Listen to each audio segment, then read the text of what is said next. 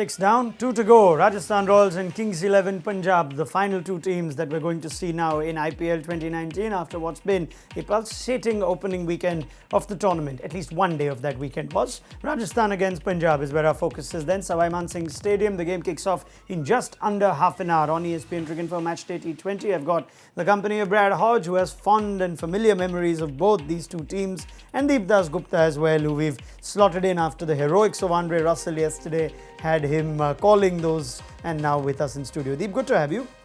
Hodgie, all set to watch Punjab? Yeah. Do something else in another season? I'm very excited. Yeah. I mean, we're just talking offset about, I thought the leadership skills of Ashwin are very good. I certainly like the new colours of Rajasthan Royals. Yeah. And it's a fond memories for me at this ground. I loved playing at Jaipur. I mean, it's a good place to play. Ball comes on, can spin a bit, but I'm just excited to see what two teams these guys put out. There's a lot of players that aren't available, so certain questions we'll find out the answers too soon. Yeah, it's one of the only grounds left that are actually bigger than the ones that I play my kind of cricket on. So that's the Savai Man Singh Stadium, where first pictures tend to suggest that it's a bit windy and breezy in Jaipur. It is because it doesn't have stands. The Savai Man Singh Stadium is like an open ground, so it is windy, it's huge, it's massive. And it kind of suits Rajasthan Royal batsmen as such, because you don't have those big hitters.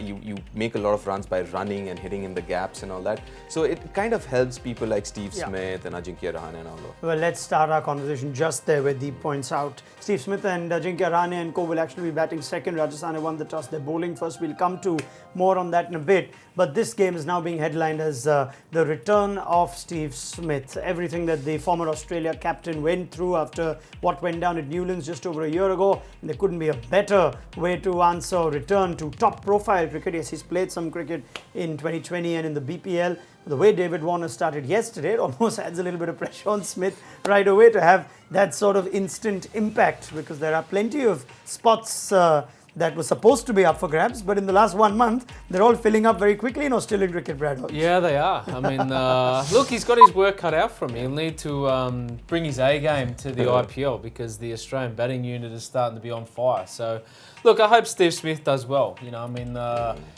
we were talking the other day about David Warner, and they've done their penance, and I think he made a big impact back in the IPL, and I hope Steve Smith does the same. A quick look at some numbers since April 2018. What has Steve Smith been up to? Has he got enough behind him? David Warner actually had some runs and a decent strike rate, but this is much of the same that we know about Steve Smith. Deep strike rate of 120 in the games that he's played. This is just going to be about how quickly he can get back and feel good about himself among the runs. Yeah, I mean, if you look at those numbers, you're not surprised, because he's not a T20 player per se. It doesn't come naturally to him, this format. So he's more adapt to, say, a 50 over or 5-day cricket. So, but it'll be important to see how he bats. That's important. I mean, you mentioned the runs that Warner scored yesterday, but the bottom line was how he scored them. That was the key. And what I would like to see is how he's batting. Not the quantum of runs, but how he's getting those runs. So first up, let's just hear from the captain of the Rajasthan Royals, Ajinkya Rahane. I caught up with him at the start of the IPL and asked him about his thoughts of playing with Steve Smith, who's returning to high-profile cricket. See, firstly, it's good to have him back as a Rajasthan Royals player, and Steve Smith, we all know, is a quality player, and it's always good to have him in your team. He can give you very good things in fielding as well as in batting. Batting, we all know, but as a fielder, he's brilliant, and also to pick his mind. Captained Australia, so to pick his mind will be very important. But it's good to have him, and his ability to win the match, we all know. So we are pretty happy about it. Yeah, I like what he ended with, picking his mind as captain. Just let's be fair, Ajinkya Rahane could do with some help, especially if it comes in the form of a man like Steve Smith's wealth of experience he has as captain. I don't think Jinx is a natural born leader, isn't he? He's sort of grown into that role. So, for him, it's a huge tempo change, coming from 4-day cricket or 5-day cricket, which Jinx traditionally plays, to IPL. So just that cricket sense from Smithy might help him. He's got a good record as a leader, Steve Smith, apart from the last year, of course. But I'm certainly looking forward to, as you mentioned, Deep, the way he plays, the way he constructs an innings. yeah, I'm looking forward to that. What's the role for Steve Smith though? Just have a look at his pretty flash card that we're flashing out for all our for some of our IPL stars in this year on ESPN Cricinfo Matchday T20. Steve Smith's got some numbers that might interest you. Just have a look. It's not like David Warner, a strike rate of 142 against pace and 154 against spin though. That's actually not bad. I thought those numbers wouldn't be as flattering as they are, but power play, mid and death, as he plays and goes deeper, he certainly can have an impact. But Deep, what's the role that you see for Smith in this Rajasthan Royals team? As a mentor, definitely as a batsman, but as a mentor as well, because there are quite a few youngsters in that side, a lot of players who haven't really played for the country. So him coming in and he's got very, very impressive work ethics, Steve Smith. That's what you want from your overseas pros, to come and rub that on to the Indians as well, especially the youngsters. I think that's one thing that you'd want, and obviously as a batsman, he has that ability to kind of hold an innings together, and as we saw those numbers, he's good against spin, he's good against fast bowling, and again I would like to mention this kind of a ground, the Savai Man Singh, the dimension of the ground kind of helps his kind of batting, because he's not a big hitter, he's a smart cricketer. He picks his gaps up, he plays with the bowler and his line, and he keeps changing his stance and his footwork.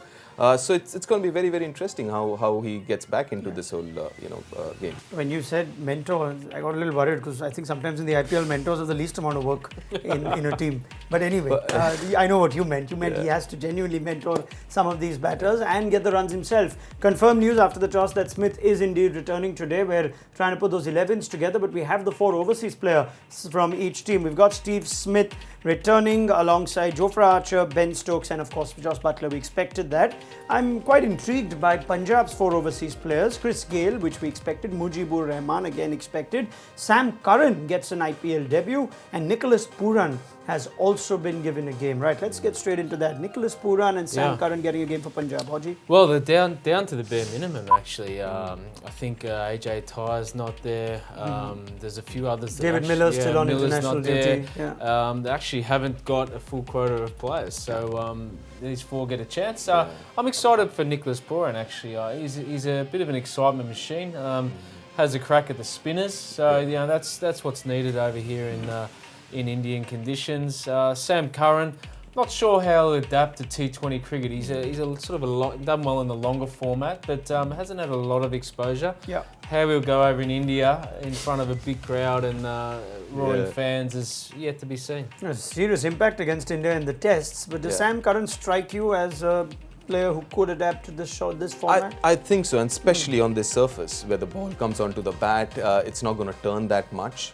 So this kind of a surface, yes, and also the fact that he's a left armer, that helps with his bowling, and obviously the dimension of the ground. It's not a small ground by any stretch of imagination, so that will help his bowling as well. David Miller, of course, on national duty. Moses Henriques is staying back to play the Shield final in Australia. He's going to join the team a bit later. So that's not too many options that they've actually got in terms of overseas in their overseas contingent. Haji mentioning that Andrew Tye also away. Nicholas Pooran would now ideally mean, Deep, that he takes the gloves, I'm assuming, which takes the gloves away from KL Rahul. Or could maybe work for them?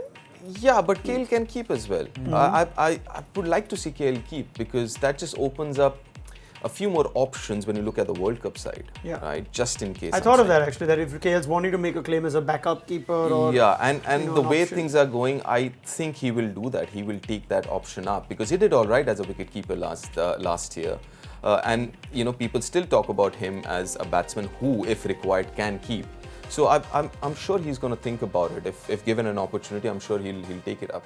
Does Nicholas Pooran strike you as a regular in this team? We're going to have a look at the Punjab 11. Is he striking you as someone who's just there until everyone becomes available? Or is he striking you as someone that Punjab might look at and say, let's identify this guy as our keeper bat and move around otherwise with the rest of the team? That's the team we've got for you, because we know, Haji, that Chris Gayle can be used in and out. They can put Mayank Agarwal to open. I'm quite intrigued to see Sarfaraz Khan getting the nod, which means there's no Karun Nair in this team, so that's a bit of a surprise. Otherwise, the rest of the team pretty much expected. Mohammad Shami has been in great form, Ankit Rajput too. Thoughts on that team, Haji? Yeah, I mean, it looks a good side, but there looks to be a lot of changes as well. So, I mean, that's the hardest thing as a formula, to get going, straight off and running with, 5 or 6 new inclusions in your side.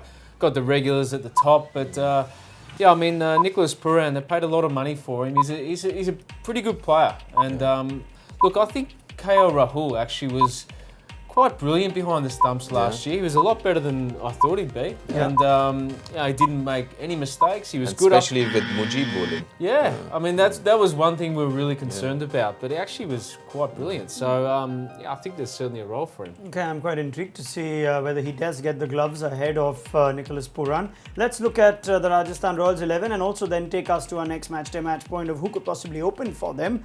You got Rahane, Butler, Steve Smith and Sanju Samson along with Rahul Tripathi. That's a lot of batsmen that are very, very good batsmen. Will they have the same impact together in a T20 game is the question. Butler, of course, we know is a different league. Ben Stokes as well, the all-rounder. Jofra Archer.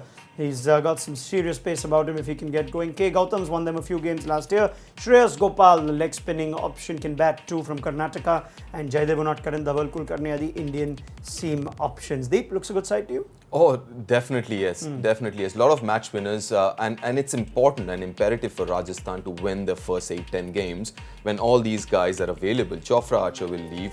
Joss Butler will leave, Ben Stokes will leave, good chance that even Steve Smith will leave. So it's very important that first 3-4 weeks that they're available, they win most of the games, especially at home. Takes us to our first poll of the day on ESPN Cricinfo Matchday T20. If you're watching on FB Live, get involved. Who should open with Butler for RR? Is it Rahane or is it Tripathi? That's the question that we're asking you. So hit those respective reactions, depending on how you think. Let's go to you, Haji, on this subject. It seems like an obvious one that Rahane must open. Yeah. Then you can say the same about Tripathi, who didn't seem the same player. He seemed a very good player for Pune when he opened and then didn't quite have the impact coming 3 or 4 or later. Yeah, I mean, it's an adjustment, isn't it? It's very difficult for a top order player to go down and play a different role down the order. Maybe he hasn't quite adjusted that, but I mean, that may have been the message post last year's IPL to Tripathi that needs to go away and work on that. You reckon that could be flexible as well? Early wicket, Tripathi goes at 3. If the openers do well, then you just follow with Steve Smith and Sanju and everything else. Would that be a possibility? Certainly, because I think Tripathi's a lot more flamboyant than Steve Smith going into that top 3. But I mean, Smithy himself might want to get in there and get straight into the mix. But look, they've got a couple of players as well. Sanju Samson, you don't want to leave too deep as well. Yeah. So.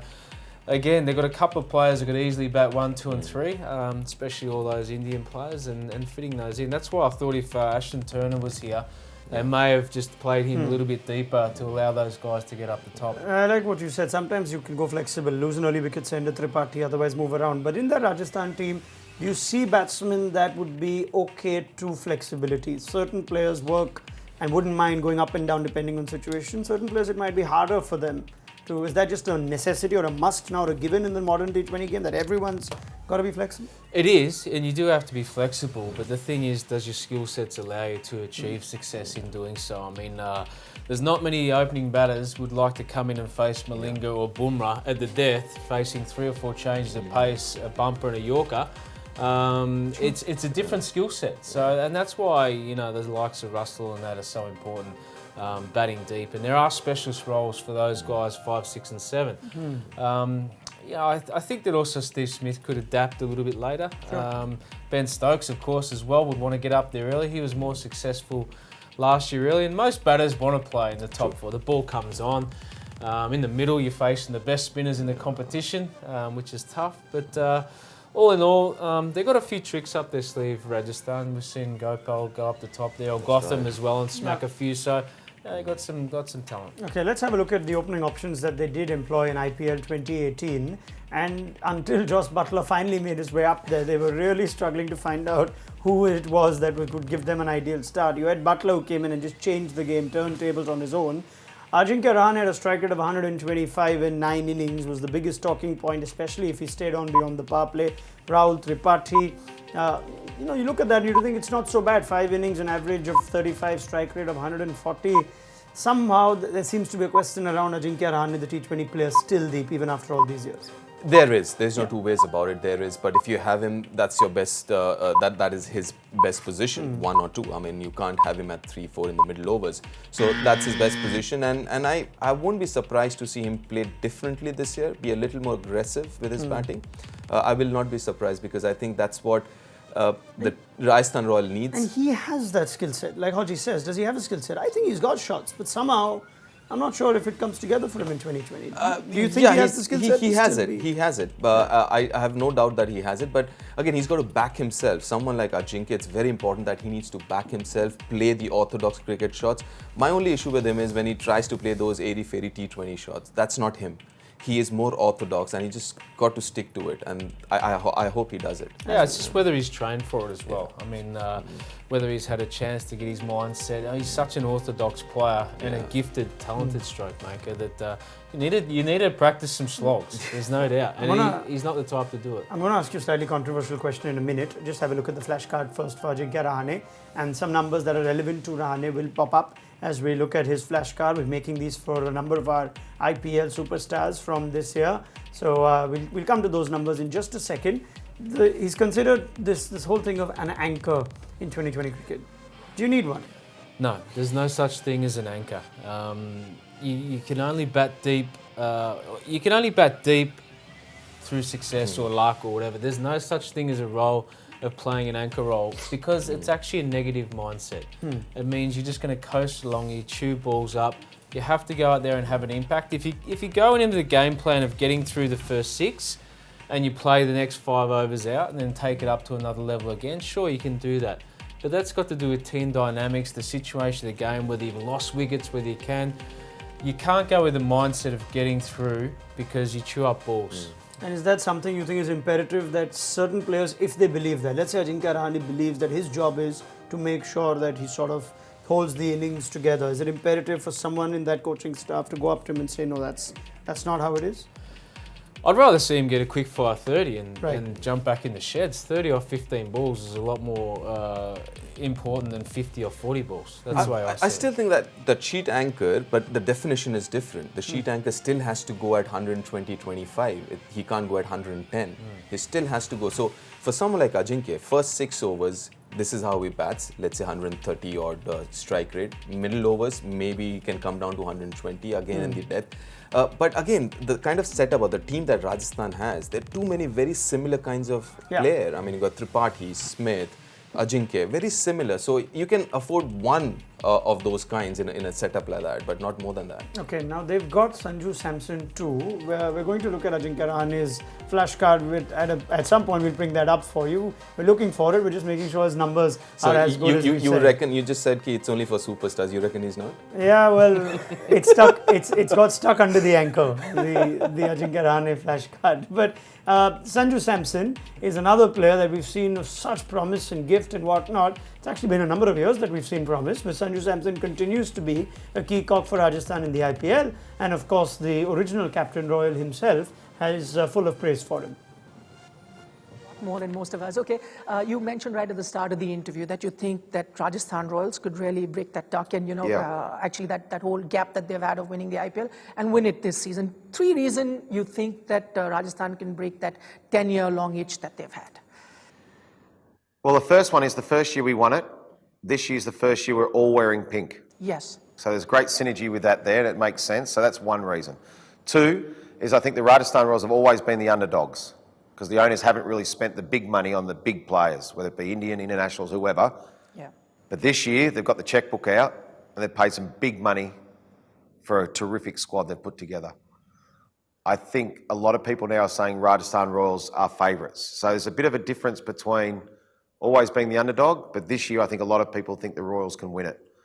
They've been one of the most consistent sides.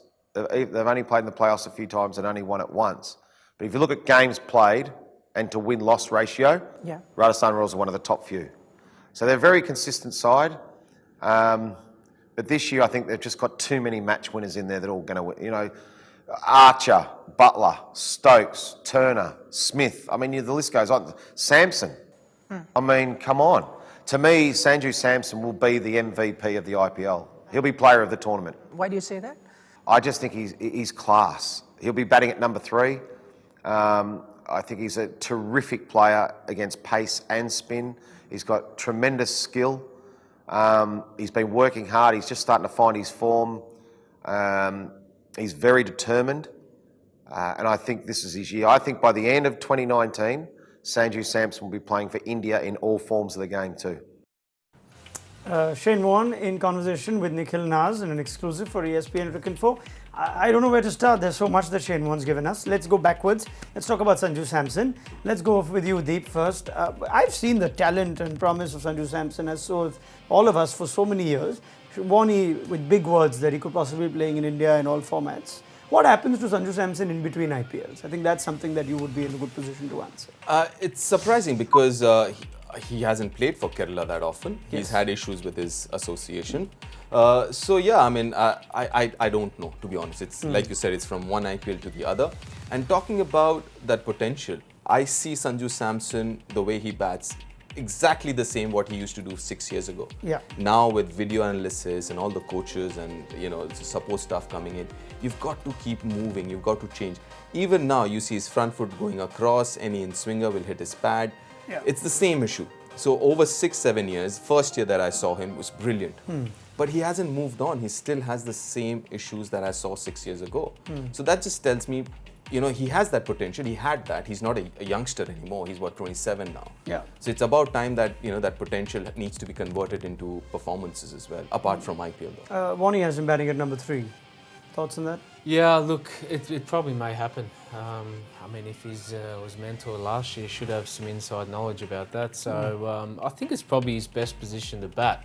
As I said, I would have had him at 3 anyway, and maybe Smith was a questionable and put Turner down. So it's just finding that, as you mentioned, the players, there's a lot of similarity between the players. So their roles, have to be spot on. And then that's why, that's why my thought process of an anchor is more of a number 4. Sure. Where they're the glue around a whole lot of match winners. You don't have you don't have glue at the top. Yeah. That's where you got to maximise the opportunities to score. So. I question, but he's always optimism. His optimism's fantastic, Warnie. Yeah, you bet. MVP. He's given him everything except, maybe the title of the Prince of Rajasthan. Everything else is going to happen for Sanju Samson this year. A conversation of whether he should bat 3-4 or Steve Smith, because the thing is that they've got Rahane, Butler and they've got Tripathi. In the middle of that, they must sandwich Smith and Samson. So you've got that Samson's IPL record actually at number 3 and 4. He's good at number 3. In 12 innings, an average of 42, strike rate of 140. Dips if you go at number 4. We're going to look at Smith's now, and that's Smith for you, a strike rate of 122, an average of 40. Who's better suited? What are you going to take? You going to take Samson's numbers there, Haji? How are you going to manage Smith if you're putting Samson at 3? How are you managing Samson if you're putting Smith at number 3? Well, that's why number 4 is the hardest position to bat, because you generally walk in with 1 or 2 balls left in the power play. You've got a decision to make whether you slog a few, and then you get past that and you usually face someone like Rashid Khan or Sunil Narine. So it is the really tough place to bat number 4 in all T20 cricket. I think Sanju Samson's more equipped to bat at number 3, only because you have to think less about the game, where Smithy's probably more of an analyst, can get through that number 4 a little bit better than Sanju. All right, that's a question for Rajasthan to answer. Maybe it will also depend on the kind of score they get Punjab to in the first innings, given that they will bowl first in their opening game in Jaipur. Let's have a look at the results of our first poll. We asked you who's going to open with Jos Buttler, rather who should open. 80% to Rahane, right, the perks of being a centrally contracted superstar for India. Well done to Ajinkya Rahane on winning the poll, and I think that's the obvious choice to come out with Jos Buttler, at least while Rajasthan start. Our second poll, Rajasthan or Punjab, this is going to be a tricky one. I'm very curious to know where you guys are leaning, so just hit those respective reactions on FB if you're watching on our FB Live. Rajasthan, the surprised and the wow reaction, and Punjab, the angry one. Right, let's keep the conversation going. Enough chat about Rajasthan's batting. Let's talk about Punjab now and the expectation from the middle order. They've already made quite a call, assuming everyone's fit. They've picked Sarfaraz Khan ahead of Karun Nair. So we're just going to look at some numbers first and then get Brad Hodge to pick the bones out of this one. I'm sure you're familiar with these numbers, Soji. An average of 18, strike rate of 125, only 250s, bottom of IPL 2018. They were glaringly awful, I must say. And as a coach, you don't often think about putting the pads on, but I thought about it halfway during that tournament. It was, it was a really tough thing. They struggled, there's no doubt about it. They struggled from the best, from Aaron Finch to Karun Nair to Mayank Agarwal, David Marcus Miller, Stoinis, Miller. Sure. It just got worse and worse. So look, they've made a few changes. You forgot to mention Yuvraj, but I don't think he had much to do with it. Yeah, Yuvraj struggled as well. So look, there was plenty that we tried with little success. So look, not surprising they've made a few changes, but yeah, for me it's trying to work out continuity as well. So a number of changes also generally takes time to work out who you're playing with. I mean, Nicholas Puran's never played with any of these guys before, so that's the biggest challenge. And how do we place this middle order? We're just going to look at Nicholas Puran's numbers actually, because this is a curious prospect. Could he be the man that Kings 11 look to change things around in the middle order? Haji, just looking at his numbers position-wise in T20 cricket since the IPL 2018. He's played a fair chunk of T20 cricket. Nicholas Puran seems to have the goods to bat 5, 6. Is that the role you see for him in this team? Yeah, I think so. I mean, they're particularly impressive numbers. So he's an impactful player. I like the way he goes about his business. He's quite confident in his ability. Good player to spin, you say? Yeah, good player to spin. And like most West Indians, they block a couple and the next one goes out of the park. So, and he's no different. He's an exciting player, and I'm looking forward to seeing what he's got. Another left-hander in the middle helps him as well. We've got more numbers on Nicholas Puran as I get Deep to come in on this. He's got to hit it hard because he's going to be playing at some of the bigger grounds in India, and starting at the Jaipur Stadium. That's what we've got phase-wise for Nicholas Puran. So strike rate 191 in the last 5. So it looks like he's the kind of guy that you hold back, Deep. And looking at that Punjab team, they could do with one of those. Yes, exactly so. And I was very impressed with him when he came over for the West Indies India series and was covering. And he played a couple of good knocks there, playing the spinners really well. The middle order, I think he's a good buy, and he could be a regular. He can kind of, when Miller comes back, maybe that could be a question there for the team management. What about the call of playing Sarfaraz Khan ahead of Karun Nair? Mandeep Singh also returns to Punjab. I'm not surprised that Karun is not there, because he's had a very average domestic season, be it the Syed Mushtaq Ali, which was just prior to the IPL, was pretty average. His Ranji Trophy first class season was below average, kind of stuff that you expect from him.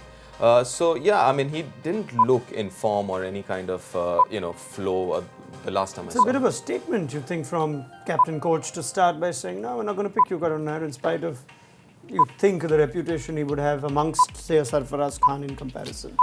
Yeah, I mean, you make your judgment calls also on training, and they've probably had 2 or 3 weeks leading up Sarfaraz to Khan's that. outdoing him in training, that'll be something. Yeah, well, we'll have to wait and see. I mean, I'll be disappointed if Karun Nair hasn't showed up ready for this tournament. I mean, with such a poor performance last year, you'd think that he'd be raring to go with tournaments leading into this one. So, look, obviously he's just struggling a little bit, but yeah, I'm looking forward to seeing Mandeep Singh return there as well. He performed pretty well. Very well. Players already on their way out. So let's run to our Fab 4 fantasy game. Haji and Deep would have some fun picking 4 players from this game. And depending on how they do, they're going to get some points. Runs get you points.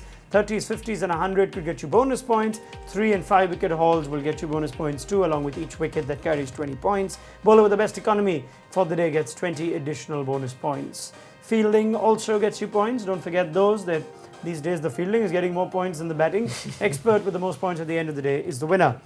Right, Deep Das Gupta, I'll allow you to go first as Chris Gale and KL Rahul make their way out. 4 players from today. Okay. Would you like to see the 11s again? Yeah, I'd go with Mujib and KL Rahul. Okay. And I'll go with Joss Butler, Ben Stokes. Okay, so that's a lot of all international. No, one Indian in KL Rahul. Haji, what about you? Yeah, okay, I'll change it up. I'll go with, I'll give Nicholas Puran a run. And I think, who else we got? I'll give Sanju Samson a run. Of course you will. Talked about him. Only thinks he's going to hit runs for both teams today. Stokes and Archer. All right, Stokes, Archer, Nicholas Puran, Sanju Samson. Interesting picks. Thank you, gentlemen. Get your thoughts at half time. Let's have a look at our poll result. Rajasthan or Punjab? I thought I was curious to see. 66% think it'll be a winning start for Haji's former team. Well, former team is in former team that he coached. He played for Rajasthan too. So Haji's going to be happy no matter what. Let's get their thoughts at halftime. Then join us. We'll take your questions on our mid-innings show. ESPN Cricinfo's mobile app and the site, of course, for ball-by-ball updates from this opening game for both Rajasthan and Punjab in the IPL.